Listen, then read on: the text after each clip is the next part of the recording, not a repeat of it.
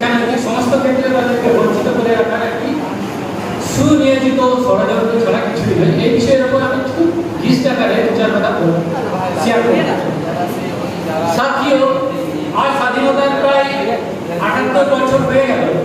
৭৮ বছর পরে ভারত সরকার ভারতের বসবাসকারী যারা ওড়িশি মাইনরিটি এবং সর্বোপরি যারা মানুষ রয়েছে ভারতবর্ষে বসবাস করছেন তাদের আপডেটেড আঁকড়া আজ পর্যন্ত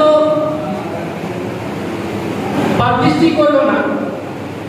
ইভেন্টে আমরা জেনে অবাক হব ১৯৩১ সালে যে সেন্সাস হয়েছিল সেই সেন্সাসের পরিপ্রেক্ষিতে আজ অবধি সরকার চালানো এটা ভারতের নিপীড়িত নির্যাতিত শিশুত বঞ্চিত মানুষদের শোষণ বঞ্চনা ছাড়া কিছুই না।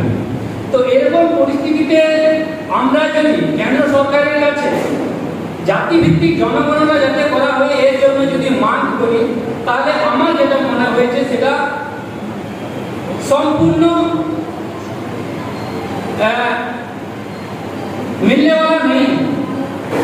কেন মিলনেওয়ালা না? কারণ আমরা সকলেই জানি অধিকার ভিক্ষায় মেলে না। আর জাতিভিত্তিক জনগণনার যে বিষয়টা সেটা অধিকারের সঙ্গে জড়িত, রিপ্রেজেন্টেটিভের সঙ্গে রিপ্রেজেন্টেশনের সঙ্গে জড়িত। তাই শাসক